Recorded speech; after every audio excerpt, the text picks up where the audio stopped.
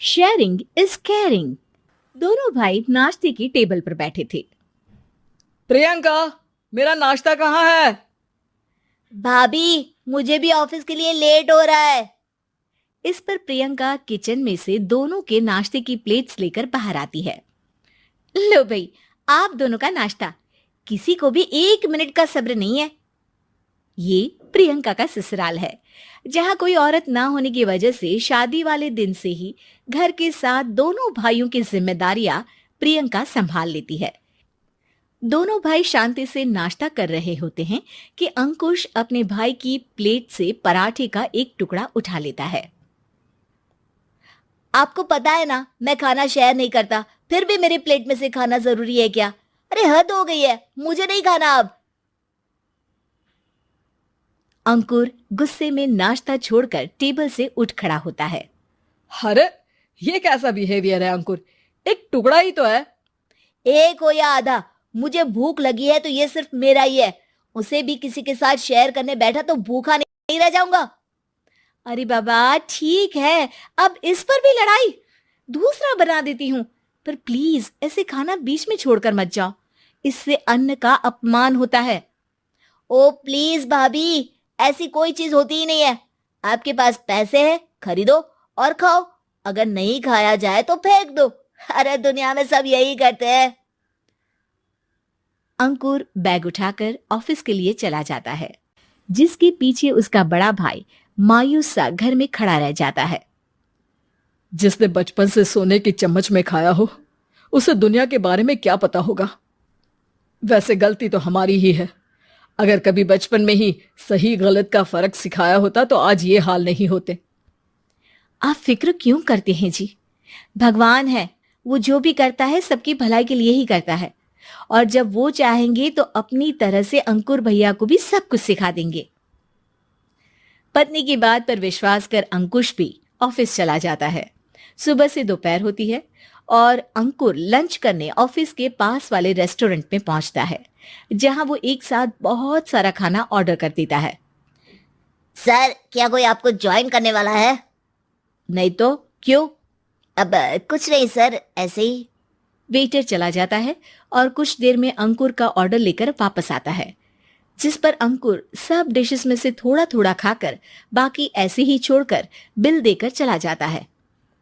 वाह भगवान, तेरी माया।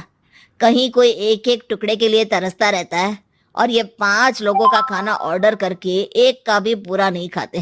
पैसे वालों की माया।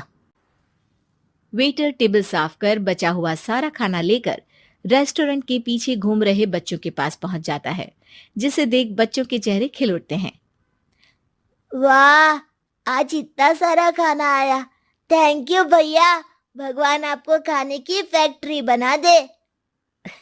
अगर ये फैक्ट्री मेरी होती तो तुम लोगों को कभी किसी का झूठा बचा हुआ खाना नहीं खाना पड़ता। चलो तुम लोग खाओ, पर ध्यान रखो किसी को पता ना चले, नहीं तो मेरी नौकरी चली जाएगी।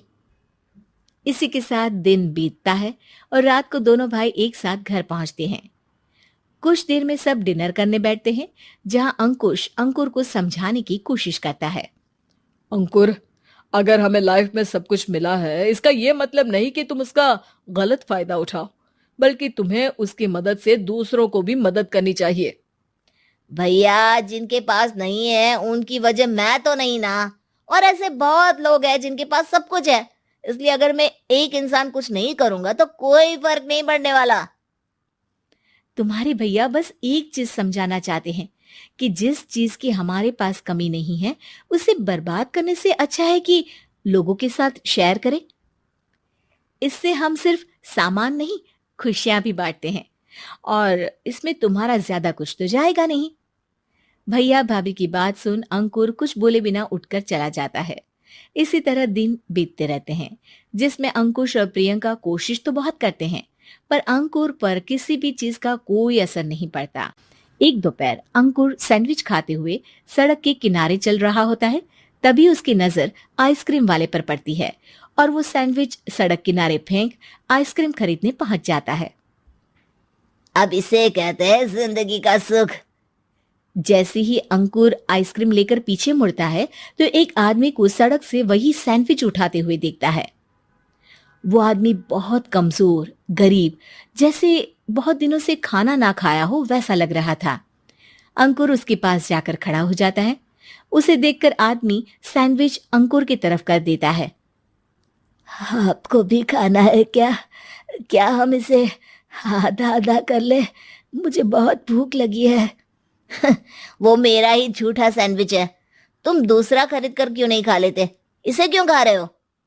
अरे भैया, अगर खरीदने के पैसे होते तो 4 दिन से भूखा नहीं घूम रहा होता।